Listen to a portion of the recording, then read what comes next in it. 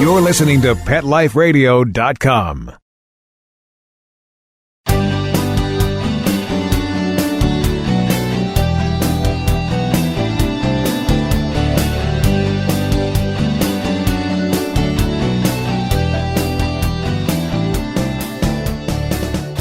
Welcome to Max A. Pooch's Awesome Animal Advocates on the Pet Life Radio Network. This is the unique show where each episode is focused on an animal advocate whose work helps improve or save the lives of animals and makes our planet a better place. I'm Keith Sanderson, creator and host of Max A. Pooch's Awesome Animal Advocates and the sidekick of Max A. Pooch, the canine champion for animals and the environment. You know, one of the most subtle and heart-wrenching forms of animal abuse is what unfortunately happens to many senior dogs when they're left at shelters or turned loose or left behind or for no other reason than they are old. These discarded loyal companions are confused and frequently they soon meet a lonely and sad death at an animal shelter. Our guest today is Jennifer Kachnick. Jennifer is here to talk about senior dogs in need of help and what she is doing and we can do to help them. Jenny is president of the Gray Muzzle Organization, author of Your Dog's Golden Years Manual for Senior Dog Care, including natural remedies and complementary action. Jennifer is also a contributor to dog blogs and is the president of Aurora Building Company, a Colorado-located commercial construction company. We will meet Jenny in a moment, but first a word from our sponsors. We'll be right back. We'll be right back, right after these messages. Stay tuned. It's DesignerPetSweaters.com. Hand-knitted designer sweaters for your precious pup or cool cat. Beautiful couture patterns for your pets, including custom-knitted formal wear, casual wear, yachting, and even sports-themed. Many designer pet sweaters include feathered tammy hats, top hats, and a lot of sparkle. Each sweater includes leg loops, front paw sleeves, and leash opening. Visit DesignerPetSweaters.com to order your four-legged fashions today. Your pets will stay warm for the winter and be runway ready. Large or small, we fit them all. DesignerPetSweaters.com.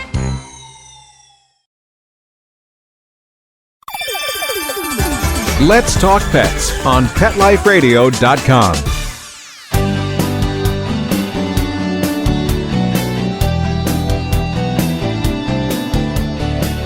Welcome back to Max A. Pooch's Awesome Animal Advocates. I'm your host, Keith Sanderson, and our guest today is Jennifer Kachnick, who's president of the Gray Muzzle Organization. Welcome to Max A. Pooch's Awesome Animal Advocates, Jenny. Oh, hi, Keith. Thank you so much for having me. It's great to be here.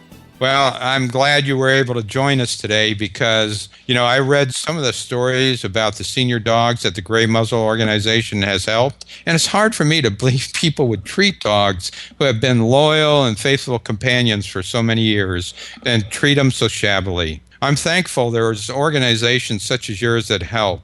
I was really moved by the vision statement of Gray Muzzles, which is, we envision a world where no old dog dies alone and afraid. And can you share with our audience what your mission statement is?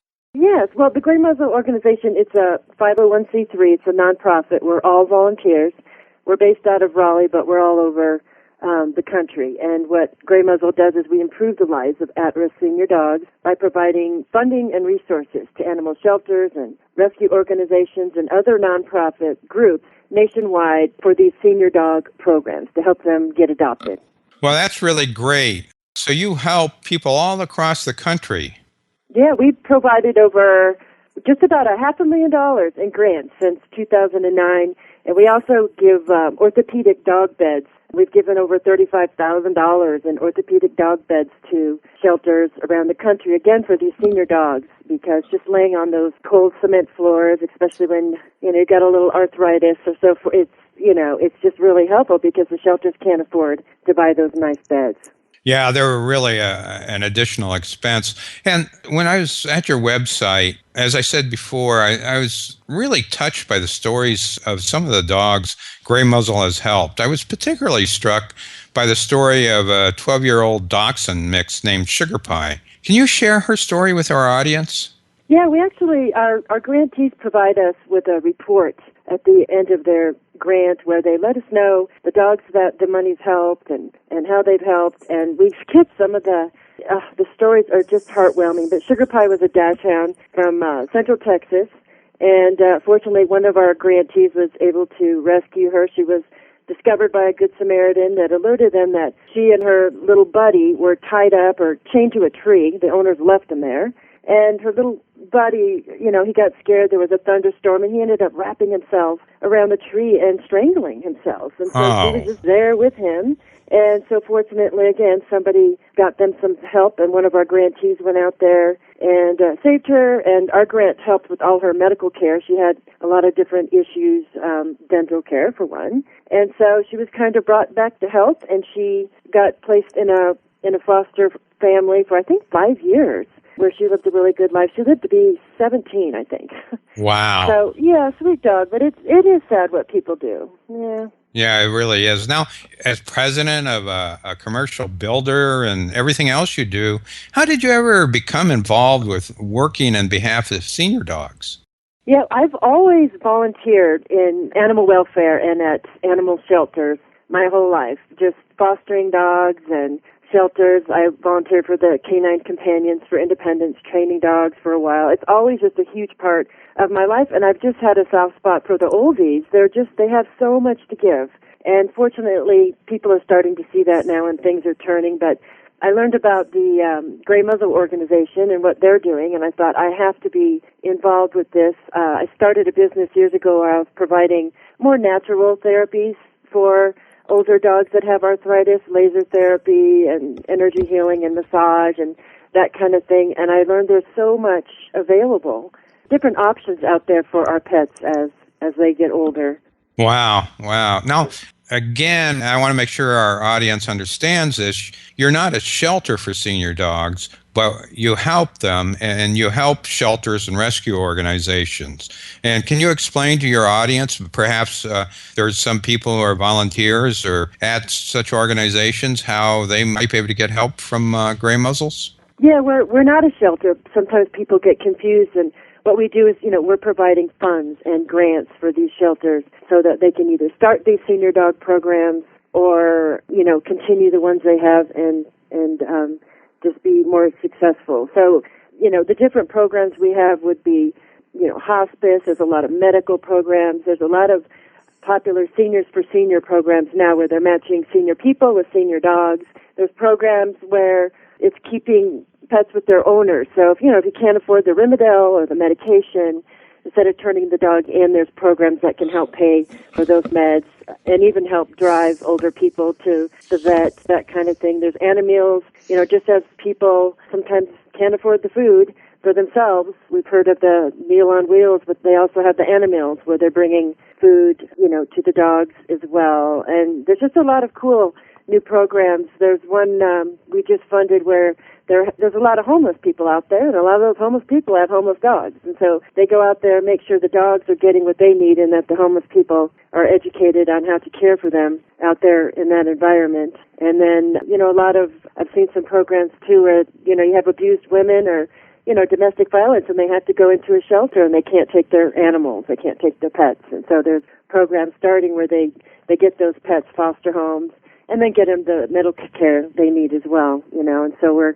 hopefully going to fund some of those for those senior dogs. But I love seeing all the there's so many different programs on how people, shelters and rescues and sanctuaries can help these senior dogs. That's great. And I think what it proves is that even though organizations such as yours help the animal, you're also helping the human, because so many times part of the story is perhaps a senior who just doesn't have the money to keep their dog anymore through no fault of their own. They may have at one time, but maybe ill health or loss of a job or a higher cost or whatever have taken that dog away from them, and that could be really depressing. And it's way to... They have one of the highest suicide rates of 65 and older. I mean, sometimes the dog or, their pet is all they have, and it just seems a shame for them to have to give it up, because they can't afford the $20 for the meds or what have you. So there's, again, programs out there that are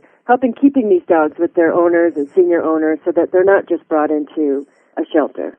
Now, when I was at your website doing research, I noticed a couple things. One was called Faithful Friends, and the other is Always in My Heart. Can you explain what those programs are? Yes, Faithful Friends is for our donors. So people that just want to donate a smaller amount on a monthly basis, they can sign up. You can donate either monthly or quarterly or even annually, and just become regular donors to help us out. It's nice if you don't have a whole lot of money to give every month, but it adds up. It really does. Very helpful. And then people can also, they can make a tribute for their dog, make a donation or a dedication on maybe a dog that has passed, and we can put a little tribute for that picture of that dog, or whatever they'd like to say about the dog. It's just kind of nice to sort of a wall of remembrance on our website. And then, people can also make donations as dedications for, a friend or family who's lost a dog.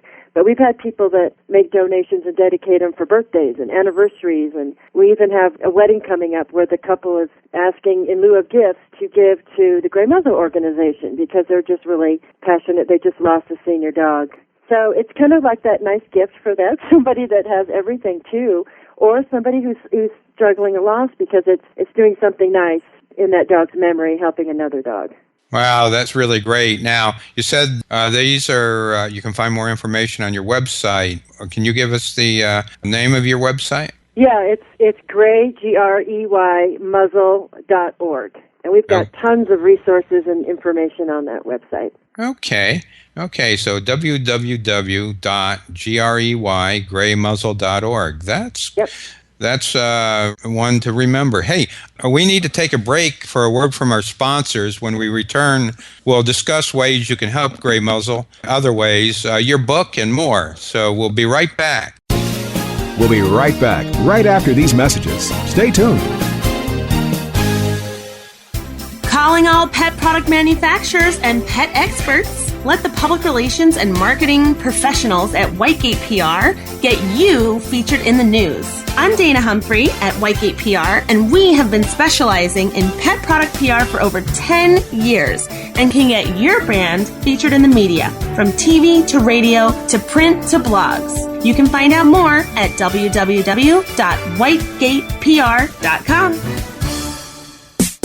Hi, this is Jody Miller-Young from Bark & Swagger. Tune in for everything pet fashion and more. From fashion tips and runway trends, products and designs I love, to fabulous home decor for your furry friend, you'll find it all here. Be the first to discover the new. So what are you waiting for? Find me on Pet Life Radio. And remember, when fierce fashion calls, Bark & Swagger. Every week on demand, only on PetLifeRadio.com.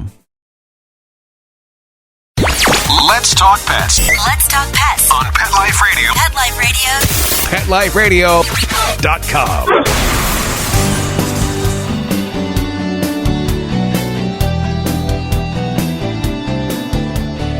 Welcome back to Max A. Pooch's Awesome Animal Advocates. Our guest today is Jenny Kachnick, president of the Gray Muzzles organization and author of the book, Your Dog's Golden Years.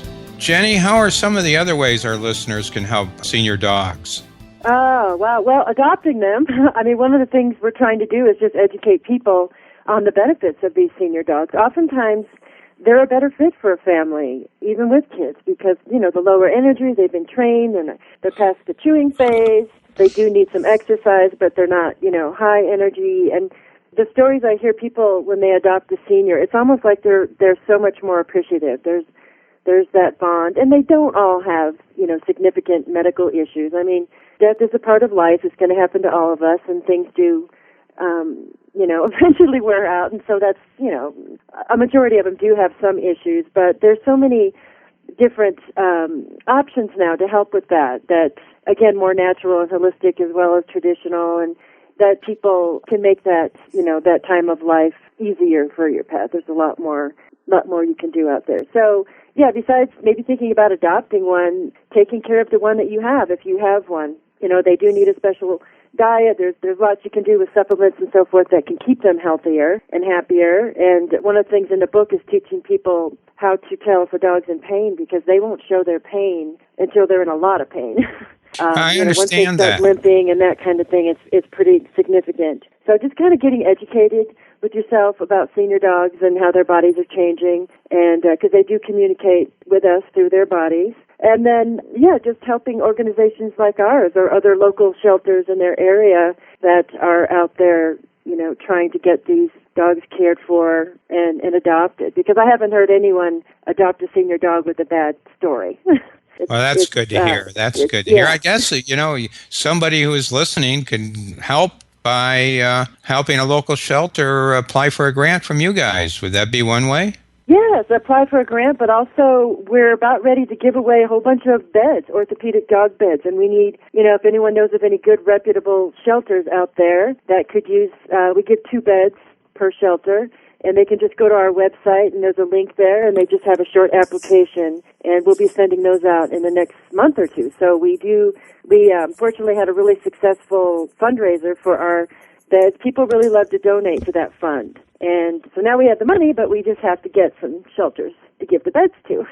Well, that's great. Now, you mentioned your book, Your Dog's Golden Years. Now, can you tell us a bit more about it? And, it's a must-reading for somebody like me. My dog, what do you consider a senior dog? Max is just turned 8 in December. Would he be considered a senior yet? Well, it all depends on size. He's so a black lab. The longer they live. The larger the dog, the shorter the lifespan. So, for instance, a Chihuahua could easily live to be in the late teens, and so they're not going to be a senior, maybe till 12 or 13, whereas, I have a St. Bernard, and their lifespan is, to 8 or 9, and so he was a senior already, at about 5. So it all has to do, they consider it the last 25% of a dog's normal lifespan, but it all has to do with the size of the dog. So it doesn't mean, a lot of people think when it starts getting gray hair on the muzzle.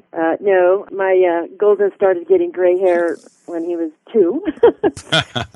But yeah, it's just the size of the dog has the shorter lifespan. So I look at what the lifespan would be for a typical lab and then take 25% of that, and that difference would be... Yeah, most labs are about, 70 to maybe 95 pounds, and so generally labs start turning seniors around 7. Oh, he's a senior already. Gee. I know, it happens fast. I know. Yeah, boy. Is your book just a general manual, or how's it organized? And can I find, if I see a symptom, can I look it up in your book, or is it just more a general reading? No, my book's really different because I was so passionate about getting this information out there, just basic, senior dog care and options that are available for people that your veterinarian may or may not tell you about. But it has 20 authors, and so I found experts from around the country, and they each wrote a chapter based on their expertise. So there's chapters just on, how to tell if your dog's in pain and some general information about how their body's changing. But also there's a chapter on, hydrotherapy, essential oils, chiropractic care for dogs, acupuncture, canine massage, laser therapy is huge right now. So there's a lot of options, and each author wrote a chapter that just explains what the process or the therapy is, and then we each give tons of resources at the end of the chapter. So if it's something you're interested, you can look into it further, because these are complementary. They can be done in conjunction with traditional, medicines, medications that your vet is giving you, but they really help with pain management, inflammation, and I've heard great things about acupuncture with dogs and pain relief. But the book also covers, euthanasia, and there's vets now that come to your home that will do that euthanasia for you. That's all they do, actually. Quality of life. How do you know when it's time? At the very end, they have a good day and bad day, and it's just so hard if you have to make that decision. And then there's also chapters and resources on grief, but not in a negative way. It's so hard. We all carry that kind of guilt when a dog has died. It's like, should we have done something? And so there's, again, tons of resources where people can go, not just books, but there's online help. And of course, all our authors are available. Our contact information is in there. But I try to get the very best of the people that do this particular, therapy or whatever their chapter is on around the country to write, because they do this every day. And so it's really good information, very easy to understand. And so you just get enough information, you can decide if it's something that you want to pursue. So it's just kind of a book to keep around. You read the chapters that you need when you need them, but it's really helpful. So many people have told me how helpful it's been for them. Wow, that sounds really great, and definitely put it on my list. Hey, we discussed Sweet Pea, the dachshund mix earlier in the show. Is there another story about a senior dog you'd like to share with us? Oh man, there's so many. Like I said, when we look forward to getting these reports because that's when we get to learn and about these dogs that our grants are helping and what our wonderful grantees are doing out there. And there's a whole bunch on our website, but there's a couple. There's Claire, and she was this 14-year-old Chihuahua, part of a Kentucky hoarder situation. Unfortunately, that happens out there, and somebody, turned them in. There was like 22 dogs in 2 rooms just full of feces and So fortunately, there's one of our grantees, the Blind Dog Rescue Alliance, was able to get in there and help her and get her the care she needs, to get her adopted. I mean, she was one of the seniors in there. But and then one of my favorite stories is Hank. He was this beautiful little bulldog, and he was brought in by his owner to one of our grantees, and he just said, euthanize him, kill him, and this is such a sweet dog. He spent his whole life chained up and neglected. And so the staff just couldn't do it. They put him in a foster home, and they, gave him some pain meds, and he just got to experience that love and compassion that he never had. And he only lived 3 weeks, but at least he got to die with dignity. And that's another program that we fund. It's they have a right. So, I mean, bless them for doing that. You mentioned that there's vets who will come in and to your home and euthanize your animal, which seems stark. But, in our case, I'm glad you shared that with me because Max, when we take him to the vet, he has to be put to sleep. I mean, he is so afraid. I mean, he just goes to panic. And I've always dreaded the thought of when that day comes having to take him there because he is just going to be wild with fear. And when I take him in, for his examinations, I can put up with that. But the thought of him being like that, and that's the last I see him, knowing that there's a way around that so he can pass with not only dignity, but not being afraid and being with us, that's fantastic to hear. Yeah, it's traumatic. I've done it too. It's traumatic for the dog and to you. And there's actually a chapter where a vet wrote, this is how she does. And so she talks about her process. But it's much different when they come to your home. It's much slower. You can have a ceremony. You can have the kids there, the other dogs. He can be in his favorite bed. It can be, what you want it to be, what you need for closure. And, yes, just very calming. And then they take care of whatever you want to happen afterwards. But it's a huge difference. And then you won't have that guilt afterward. Well, you might have some, but it's so much better for your closure. And she gives you a lot of ideas of, because everybody needs something different. But it's 100 times better. And there's vets that specialize in it. So they, it sounds like a depressing job, but actually it is a part of life. We're all going to die. And so to make it to where it's something you can look back at with some closure and peace and not feeling traumatized by the whole situation. So yeah, that's all they do. That's all they do. It's interesting. Yeah, very interesting. Jenny, this is a question I ask each of my guests. And that question is, with all of the human misery in the world, how can you justify devoting time, energy, and money and other resources to animals? Well, the need to help senior pets is so great right now. It has been, but it's like according to petfinder.com, the typical dog spends about 12 weeks on their site before finding a home. But seniors remain on there for 4 times longer. And I've heard the same thing in shelters. They just sit in there longer and longer. And again, they can make such wonderful pets and can be, again, a better fit. If you think about it, some people don't want a 15, 20-year commitment. Maybe you're going to be retiring in 5 years. And, a dog 3 to 5 years is a better fit as well. Again, they're trained and they're not chewing and all that kind of thing. And they are worth saving. And even the hospice and the long-term grants providing, this final home for dogs. And people can also foster. I mean, some of our grantees are in need of people that just foster these older dogs. And so, again, if you don't want a long-term commitment, just giving these guys a wonderful, loving home, whether it's a few weeks or a few months or a few years.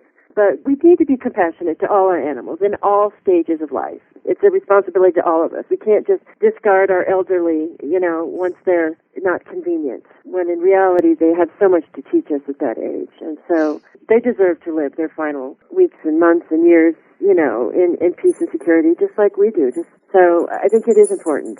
Do you think that what happens so many times with senior dogs is a reflection of the society's attitude towards senior citizens? Yeah, I know. And we definitely need to start showing respect, yes, to our elderly just across the board. I know. And I do see that changing, at least with our animals and pets. People are actually going into shelters now asking for senior dogs, whereas 10 years ago that wouldn't have happened, and shelters would have been like, oh, it's older, it's got issues, and they would put it down because they didn't think it was adoptable. But now people are seeing the benefits of them and the respect they deserve. But yeah, it is a reflection, and it does need to change. So hopefully, if people can see it in their pets, and they'll see it in their themselves and their family members as well. Well, that's a good answer. But now, where can our audience learn more about the Gray Muzzle? What's your website again? It's www.grey, Grey, muzzle, muzzle.org. And we have tons of information, but lots of resources for people in regards to caring for your senior dog and the end-of-life stuff, euthanasia, all that sort of thing, where we have some resources and we can direct you to others. And where can I purchase your book, Your Dog's Golden Years? It's on Amazon.com, and I also have a book website. It's SeniorDogBooks.com. Okay, SeniorDogBook.com, right? Yeah, books. Book, okay. Okay, Jenny, we've run out of time. I want to thank you so much for taking the time to join us. And again, as is true of so many of our guests, you're proof that animal advocates come from diverse business and social backgrounds. And thank you for sharing with us some of the very interesting and important information about senior dogs. And Maxey Pooch, who turned 8 last month and has some gray on his muzzle, also thanks you and gives you 5 big tail-wagging woofs for sharing us the work you are doing to help his less fortunate senior canine brothers and sisters. I want to thank Mark Winter, executive producer and co-founder of Pet Life Radio, and the sponsors who make this program possible. Please join us for each and every episode of Maxey Pooch's Awesome Animal Advocates, and be sure to tell your friends about us. Remember, until we meet again, when you do a good thing for animals, you help to make the world a better place. Let's Talk Pets, every week on demand, only on PetLifeRadio.com.